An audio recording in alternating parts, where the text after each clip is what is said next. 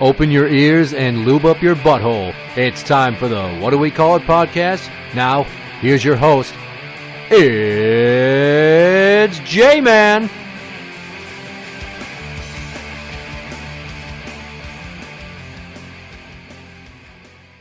Welcome to the What Do We Call It podcast. I'm Jmann. I'm number 2 fan Tom.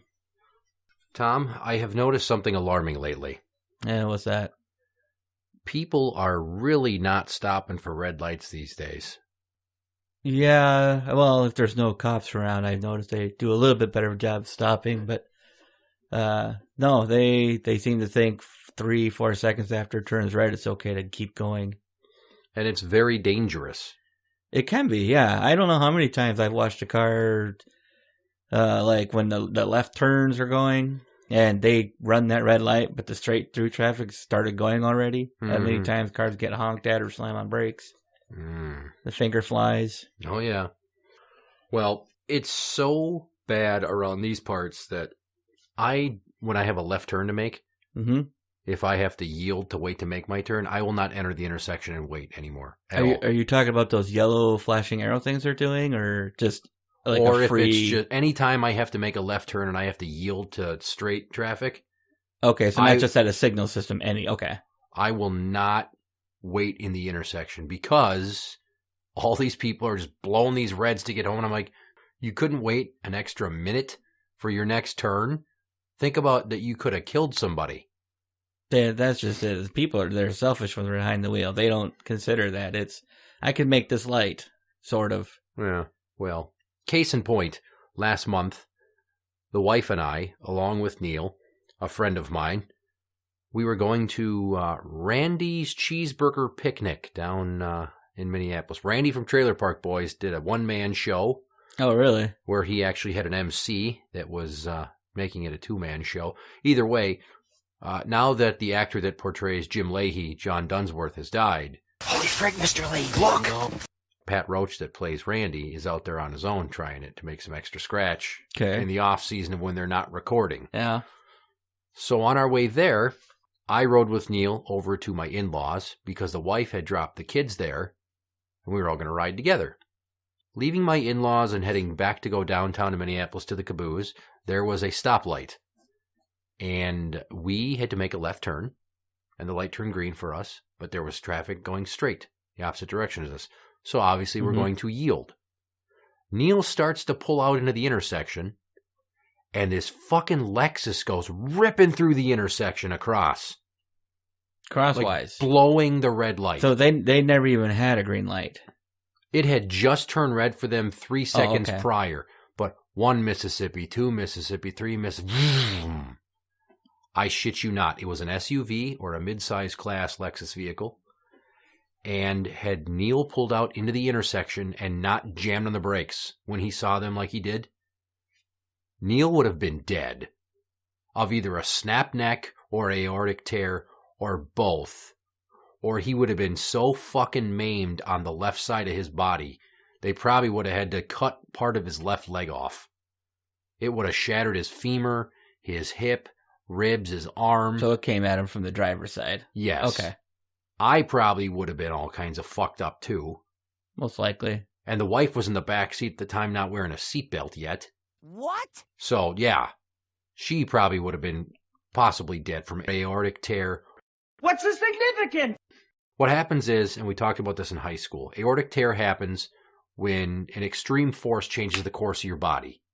So if you're going forward and something hits you from the side, the amount of inertia offsets your body where it was going. So it stops you dead in your tracks where you were going and pushes you in a new direction. It actually rips some of the valves in your heart apart, and you bleed to death internally. And not right away. Like very, very slowly. Not very slowly, but I mean the paramedics, by the time they find it, you're probably almost dead. And they can't fix it on the spot. I imagine that would require a surgery. So aortic tear is all straight to the heart, and a lot of people die from that. You hear about these vehicles, like these van tours that are off in other states with church groups, and they get hit by another vehicle or an SUV or an 18-wheeler, and 9 fucking people die. Well, part of it might do that the van was ripped to shreds, and even if they were buckled in, aortic tear. It's no fucking joke. So we were jazzed up to go to this event. And while I hadn't done anything like this in a while with Neil, I really hadn't done anything like this in a while with the wife. And for the remainder of the drive down to Minneapolis, and it was another 25 minutes, I was almost like misty-eyed, ready to cry, thinking, that could have been it. Definitely for him. My life would have been altered. His probably would have been over. Imagine being in a car and knowing that one of your best friends who you've known for 23 years could have died right there next to you with his corpse pinned up against yours because some inconsiderate piece of shit was so concerned about getting home on a Friday night after work that they couldn't stop for a light. No, it's hard to imagine. It's so upsetting. I didn't want to keep saying it to him, but I did bring it up once. I'm like, dude, you realize how fucking messed up you would have been. He's like, oh yeah. I'm like, no, not your head bouncing off the window. They're going 50 to 55, and we're going 5 miles an hour idling into an intersection. We'd be fucked. And you'd be dead, probably. I didn't have anything that close happen to me, but actually today, I was going somewhere, and I was going eastbound, and they were going northbound on a road, and there was a free right. So you know how that it's not a right turn lane. It's like a little road that goes between a signal light and the curb. Yeah. I think it's called a free right. You're supposed to yield there, but this car didn't. And I saw it coming, and I was like, okay, this jackass isn't going to stop, but at least they're going to stay off to the right a little bit, and they'll see me coming along. And no, they didn't. I was about halfway. My front of my vehicle was at their window, and they started moving over. And I had to blow the horn, hit the brakes, and she zips back over to the right a little bit, and then she hits her signal and comes over. And then her D-bag boyfriend, her husband, whatever, in the passenger seat, he did some kind of a gesture out the window like, well, I guess that's that. So I don't know if he was like at her like, you stupid ass, you were supposed to yield, or let's hope so. If it was, God, that guy in the truck's an asshole. I don't know. Well, I mean, as if it's not bad enough with all these people playing on their devices while they're driving these days. I mean, there's always been people that have been eating in cars or trying to read in traffic jams. Makeup. Broads putting on makeup, which is fucking stupid. Fucking stupid. How good can the makeup be if you're doing it on the road? Well, some women get very skilled at doing their makeup on the fly like that. But the more important thing here is consideration for the other drivers on the road.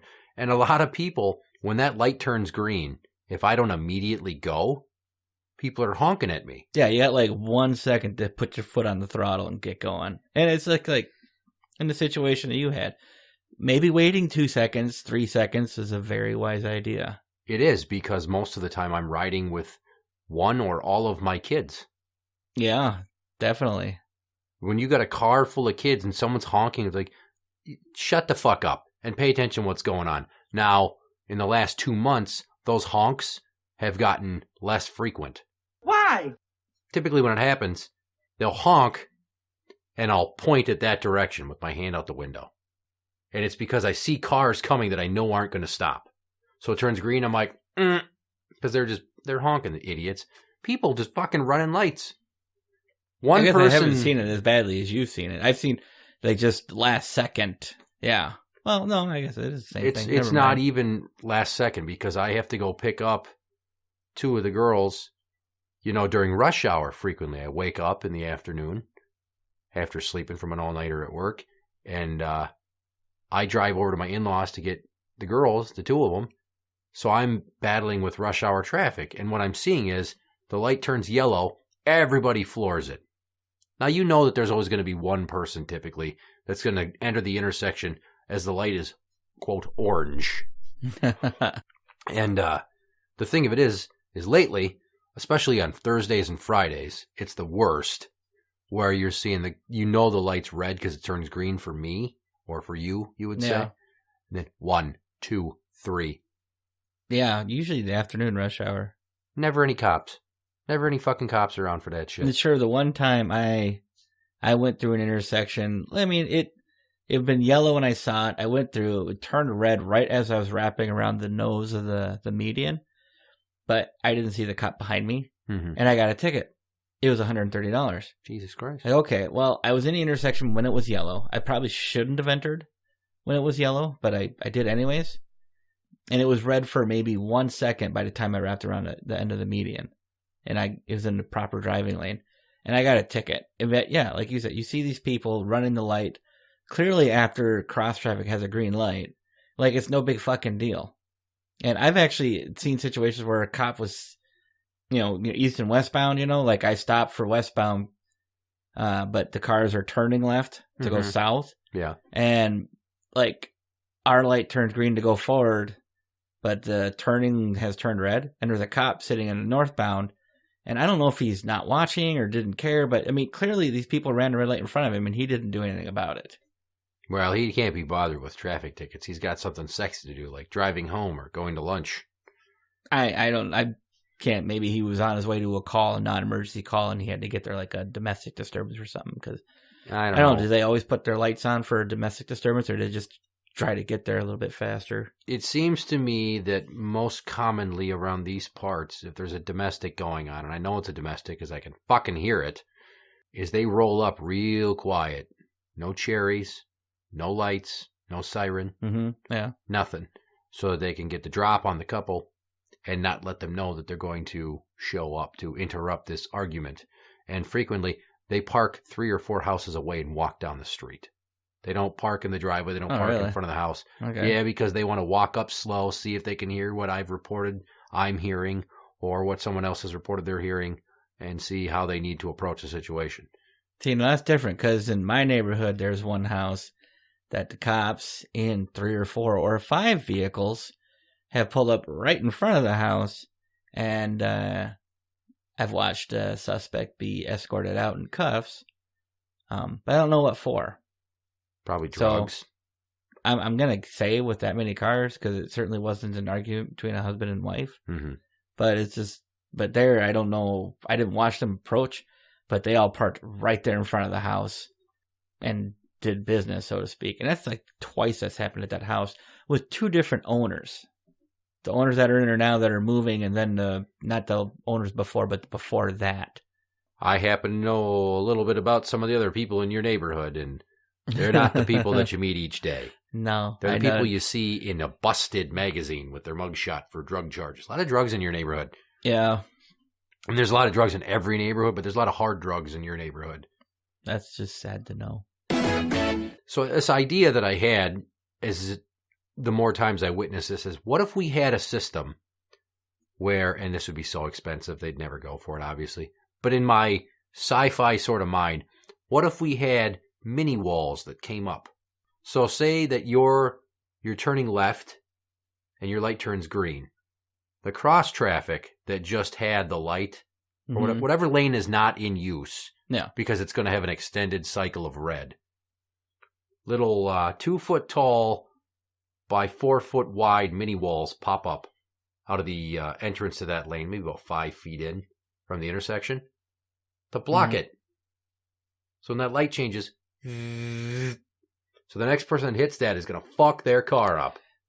Did you see something like this in videos from overseas, like in Britain or something like that? Because I know they have these ballers that pop out, like special vehicles, like delivery trucks or emergency vehicles can go down a certain road or access road, and as soon as they pass through, a baller will pop up, and cars have tried following them in there. You can look these videos up on YouTube. It's great. And they get hung up on, I think, because it comes up and just lifts their car up off the ground and everything. Yeah, but theirs are more like a pillar that comes up. Yeah, well, this would be the same concept. Like, you could probably put one of these in the middle of a lane, and I think that would be enough to stop people. It'd be nice. I mean, because clearly traffic enforcement's not scaring them straight.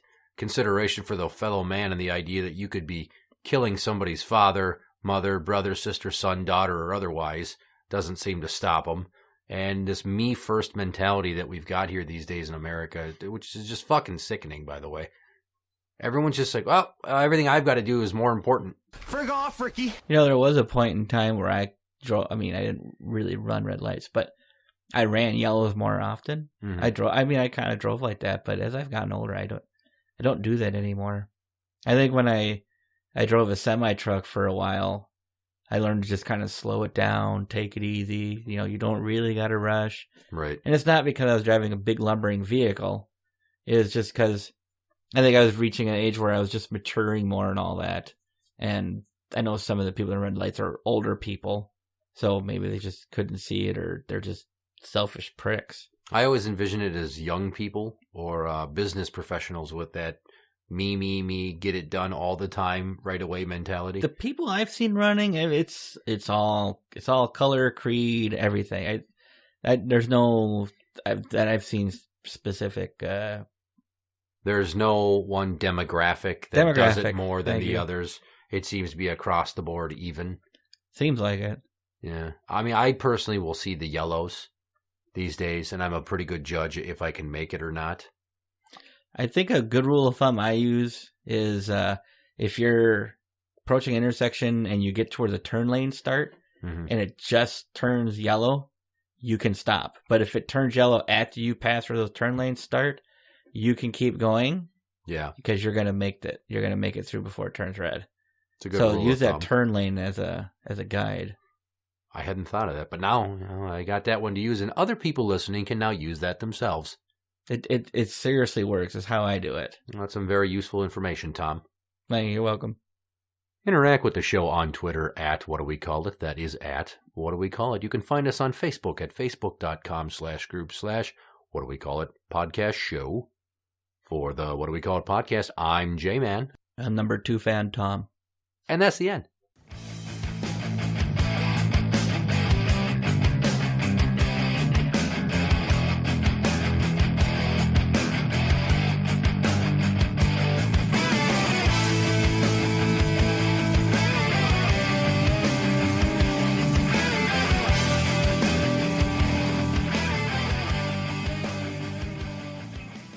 I know what I want in life now. All I really want to do is get high and mow lawns in the trailer park. And that's okay.